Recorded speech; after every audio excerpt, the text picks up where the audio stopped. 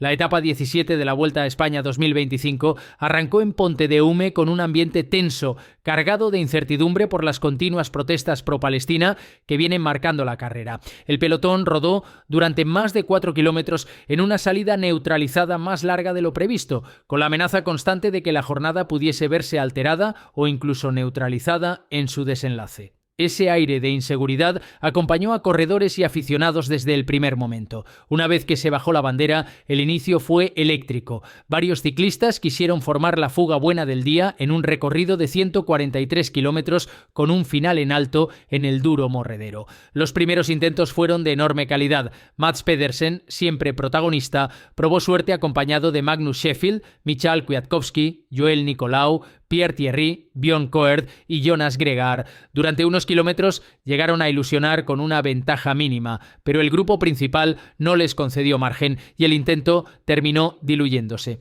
La carrera no se frenó ahí. Lo que siguió fue un festival de ataques, de ciclistas que no querían perder la oportunidad de estar en la escapada. Finalmente, a 111 kilómetros de meta, se conformó un corte sólido con hasta 12 corredores de perfiles muy variados: Brandon Rivera, Madis Michels, Antonio Tiberi, Harold Tejada, Patrick Gamper, Luca Van Boven, Timo Russen, Jonas Gregar, Joel Nicolau, Leandre Lozuet, Sergio Samitier y Guiche Lemreise. Un grupo heterogéneo que alcanzó rápidamente cerca de 2 minutos de renta y que parecía destinado a animar la jornada. Sin embargo, desde el pelotón, la situación nunca estuvo del todo fuera de control. El Visma, Lies Abaik, con el maillot rojo de Jonas Vingegaard como referencia, se encargó de marcar el paso para que la diferencia no se disparase. El UAE Team Emirates, pensando en João Almeida, también mantenía a sus hombres atentos en las primeras posiciones, vigilando cada movimiento. Así, la renta de los fugados quedó siempre contenida, estable en torno a los 2 minutos, lo suficiente para mantener el suspense,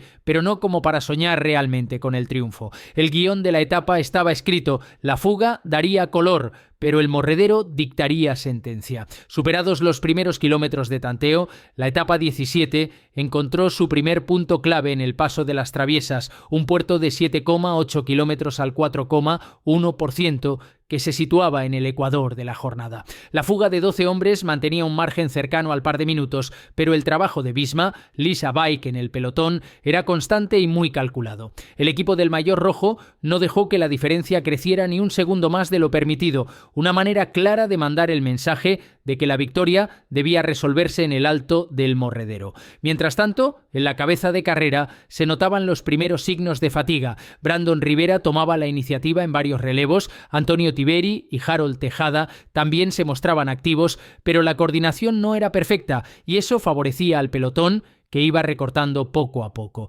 En la cima del puerto la diferencia ya se había reducido a 1,5 minutos, suficiente para que los favoritos oliesen sangre. Por detrás, el UAE Team Emirates también aparecía en escena. João Almeida, su gran baza para el maillot rojo, viajaba perfectamente protegido por compañeros como Jay Vine o Felix Großschartner, que mantenían la calma esperando el momento decisivo. El tramo de descenso tras las traviesas no cambió demasiado el panorama. Los fugados intentaban reorganizarse, pero sabían que la amenaza del pelotón era inminente. Por momentos, Gamper y Nicolau buscaban acelerar el ritmo, pero el entendimiento seguía siendo irregular. Cada kilómetro acercaba más la neutralización, aunque aún había esperanza de llegar vivos al pie del Morredero.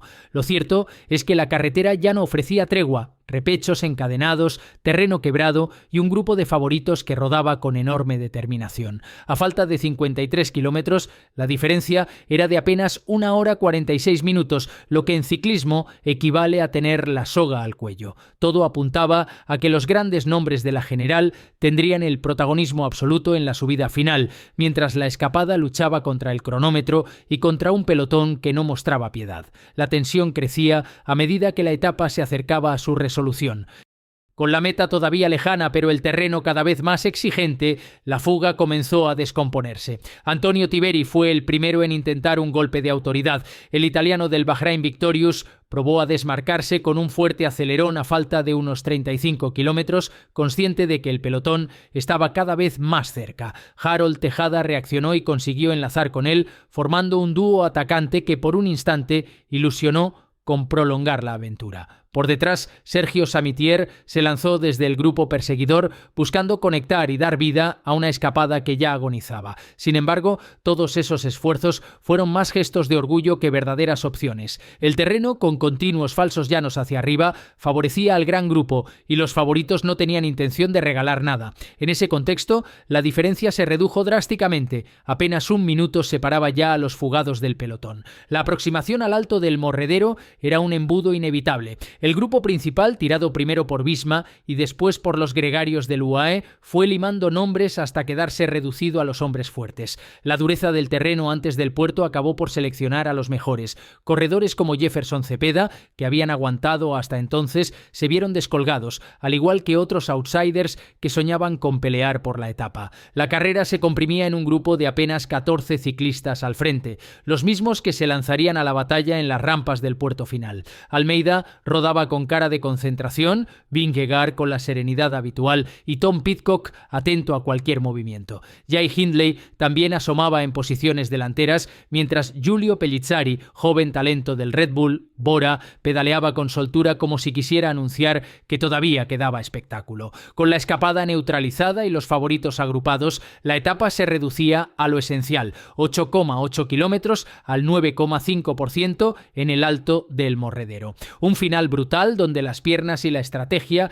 decidirían quién se llevaba la gloria. El escenario estaba preparado y el reloj comenzaba a descontar los metros hacia la batalla definitiva. El pelotón reducido de 14 ciclistas llegó a las primeras rampas del alto del Morredero, un puerto corto en distancia pero demoledor en sus números, 8,8 kilómetros al 9,5% de media, con tramos que superaban con holgura el 12%. Desde el inicio, el ritmo fue alto, aunque sin ataques inmediatos. Joan Almeida, protegido por Jay Vine hasta el último momento, pedaleaba a su propio paso, calculador como siempre. Jonas Vingegaard, con el maillot rojo a cuestas, parecía cómodo vigilando cada gesto de su gran rival. La tensión se palpaba, pero nadie quería ser el primero en mostrar sus cartas. El grupo se fue seleccionando poco a poco, con ciclistas como Grossschartner, Dunbar o Train, que no lograron resistir el feroz ritmo. La primera sacudida llegó a 7 kilómetros de la cima. Jay Hindley, siempre combativo en finales duros, lanzó un ataque seco que obligó a una rápida reacción.